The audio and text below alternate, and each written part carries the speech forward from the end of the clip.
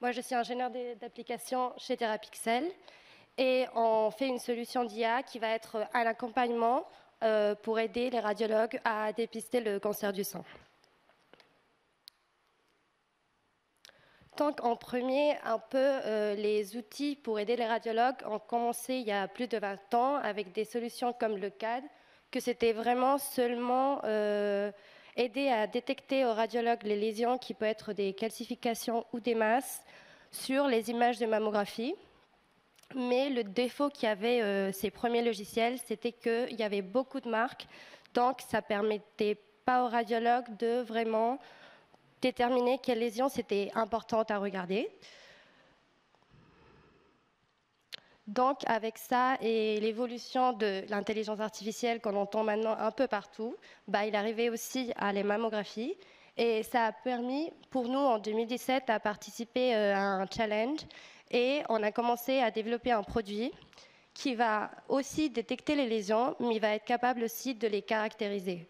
Et donc, les caractériser, ça va permettre aux radiologues de savoir si la lésion est considérée comme bénigne ou considérée comme suspecte. Donc, avec ce nouveau type d'algorithme, on a amélioré les performances du CAD, qui c'était seulement la détection. Et ici, on voit que MammoScreen, par exemple, que c'est notre produit, a réussi à avoir une performance un peu comme les radiologues. Pour expliquer très simplement comment ça fonctionne l'intelligence artificielle, donc il est basé avec des modèles de deep learning, donc on ne va pas rentrer en détail, mais ça va être un algorithme qui va apprendre comme notre cerveau grâce à des images qui sont annotées par les radiologues. Donc c'est vraiment important pour une bonne solution d'intelligence artificielle d'avoir une bonne base de données, parce que finalement, ça va être ces informations qui vont lui aider à détecter les lésions. Donc, nous, par exemple, on a une base de données de plus de 2 millions d'images collectées entre les États-Unis et l'Europe. Et on a une quantité de cancers de plus de 100 000. Donc, c'est vraiment confirmé par biopsie. Donc, comme ils ont dit avant, c'est vraiment une confirmation à NAPAT que c'est un cancer et ça va vraiment aider à... L'important, c'est vraiment de détecter ces cancers. Donc, pour une base de données, c'est un facteur important. Donc ici, vous avez notre solution. Vous pouvez un peu voir l'interface. Donc, pour qu'une IA soit bénéficiaire pour le radiologue, il doit vraiment détecter les lésions, réussir à les caractériser. Donc nous, on fait un niveau de suspicion et on est capable de travailler sur les modalités qu'avant ils ont été présentées, comme la 2D, que c'est les images des clichés normales, et aussi sur la tomosynthèse. Donc on va être capable aussi d'analyser toutes les coupes qui sont faites pendant cet examen. Et finalement, on est aussi capable de comparer avec les antériorités.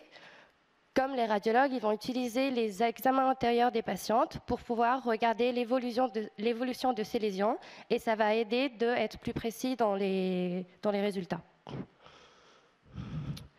Donc pour l'instant, l'IA, et ça va durer, c'est vraiment un outil pour le radiologue. C'est des algorithmes qui ne sont pas 100% fiables. On fait encore des faux positifs et des faux négatifs. Les faux positifs, c'est on va caractériser des lésions qui sont bénignes comme suspectes. Et contrairement, les faux négatifs, on va rater des cancers et on va dire que c'est des lésions bénignes. Donc c'est pour ça qu'on a besoin que c'est un outil vraiment complémentaire au radiologue qui va interpréter les résultats de l'intelligence artificielle pour faire un diagnostic. Et aussi, notre partie, le radiologue a une grosse partie que c'est l'examen clinique et les échographies. Donc, l'IA ne va pas remplacer le radiologue, que c'est vraiment une des questions qu'on a discutées plusieurs fois dans différents congrès. Donc, pour qu'une solution d'IA soit bénéficiaire pour le radiologue, elle doit être simple, pertinente, elle doit être performante et elle doit vraiment s'intégrer dans la pratique du radiologue.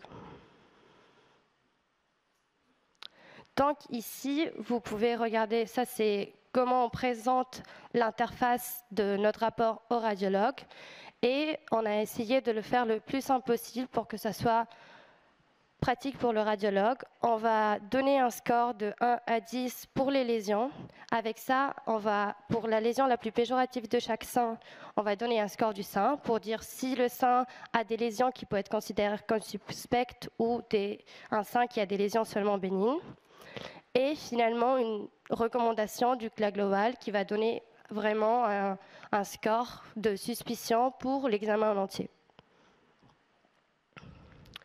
Donc, pour continuer avec ça, comme je vous ai dit, on a essayé de faire un score le plus simple possible, vraiment avec des couleurs. Donc, on a mis en vert les lésions qu'on considère comme bénignes, en rouge les lésions qu'on considère comme suspectes, et au milieu, les lésions en jaune, c'est les lésions où l'algorithme n'est pas capable de vraiment dire si c'est une lésion bénigne ou suspecte.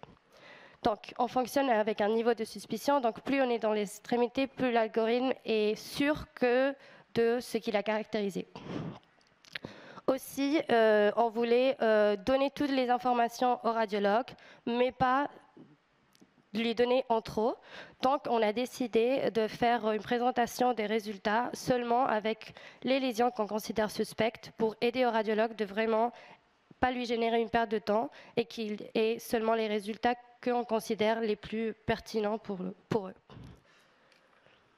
Aussi, à part de la simplicité, il faut vraiment un algorithme qui soit performant. Nous, on a fait une étude rétrospective aux États-Unis où on a comparé les performances de 25 radiologues, en premier avec une lecture sans l'aide de MammoScreen, donc un outil d'intelligence artificielle, puis avec l'aide de MammoScreen. Et on a vu que tous les radiologues ont amélioré leur performance avec l'aide de cet outil.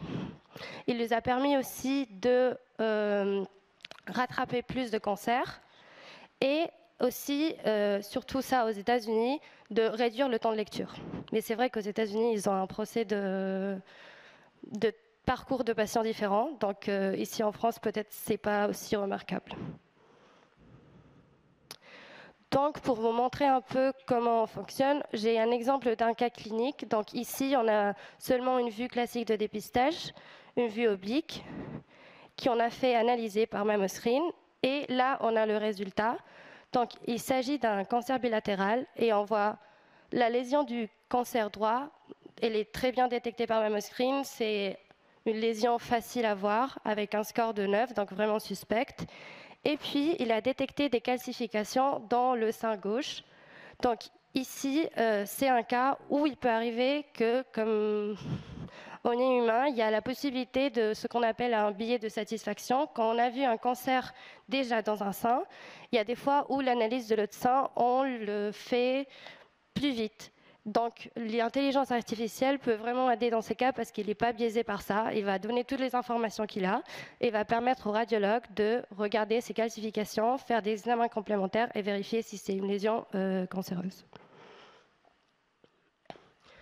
Donc, pour l'instant, l'IA aujourd'hui, on peut le résumer à... Il va aider au radiologue à confirmer des cas bénins, donc le rassurer dans ces cas.